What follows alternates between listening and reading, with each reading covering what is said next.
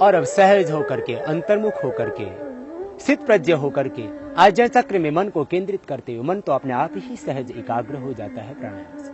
आज्ञा चक्र में मन का निग्रह करते हुए आप करेंगे भ्रामरी प्राणायाम, ब्रह्म का आह्वान। मन में विचार करना, ओंकार विश्व नियंता शक्ति, ओंकार सच्चिदानंद स्वरूप परमात्मा।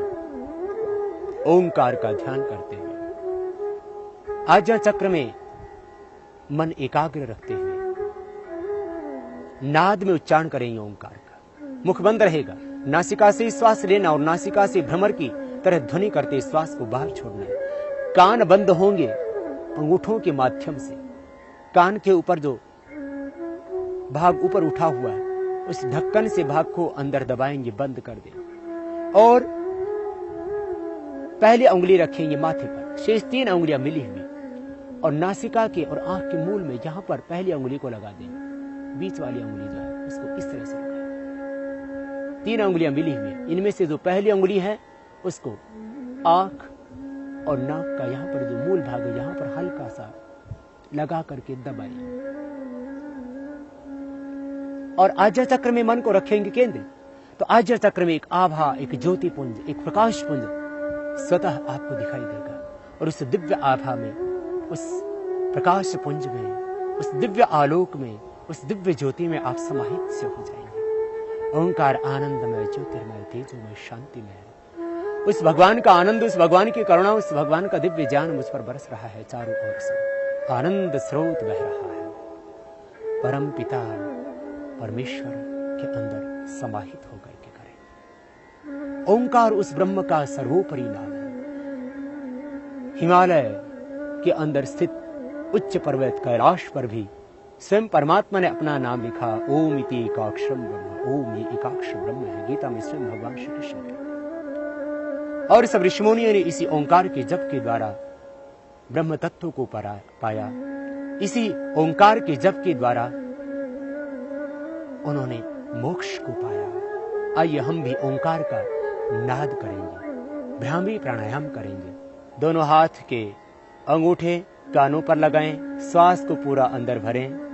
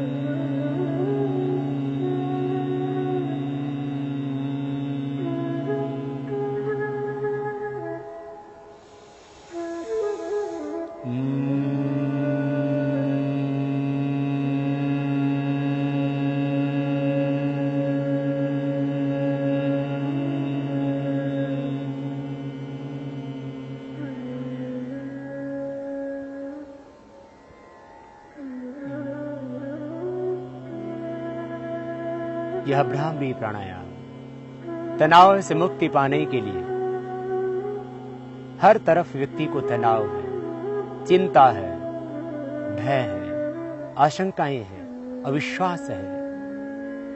तनाव 3 ही कारणों से मुख्य रूप से होता है। व्यक्ति को अपने शरीर की व्याधियों से तनाव हो जाता है, स्वयं के कारण से तनाव, अथवा अपने संबंधियों के कारण से तनाव, या अपने व्यापार से तनाव। किसी भी तरह का तनाव है, आप ओंकार का नाद में इस तरह से भ्रमर की तरह ध्वनि करते हुए भ्रामरी प्राणायाम कीजिए। तनाव से पूरी मुक्ति मिलेगी आपको। फिर आपको हाइपरटेंशन भी नहीं होगा। उच्च रक्तचाप के रोग को यदि आप स्थायी रूप से ठीक करना चाहते हो तो भ्रामरी प्राणायाम करना, और यदि आप चाहते हो हृदय रोगों से बचना तो भी भ्रामरी प्राणायाम करना। उच्च रक्तचाप के लिए, हृदय रोग के लिए, हार्ट के अंदर आए हुए ब्लॉकेज को दूर करने के लिए बहुत ही उपयोगी है यह भ्रामरी प्राणायाम। समस्त प्रकार के जो तनाव हैं उनसे छुटकारा दिलाता है आपको भ्रामरी प्राणायाम। प्रातः उठ करके करना, सायंकाल सोते वक्त भी इसको करना। हर एक व्यक्ति के लिए बहुत जरूरी है भ्रामरी प्राणायाम का करना। समस्त प्रकार के तनावों से मुक्ति मिलेगी, हृदय रोग से मुक्ति मिलेगी, और जो भी आपके भीतर नेगेटिव एनर्जी हो इससे पूरी तरह से खत्म हो जाएगी। ओंकार ध्वनि के अंदर जो दिव्य स्पंदन होते हैं उससे आपका मन, प्राण, आत्मा सब कुछ आह्लादित होगा, दिव्य होगा, दिव्य रूपांतरण होगा आपके तन का, मन का, विचार का, भावों का, चित्त का।